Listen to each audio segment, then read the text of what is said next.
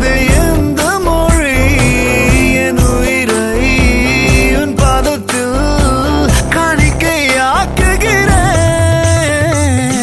கடவுளே கடவுளே மீண்டும் நான் பிறந்து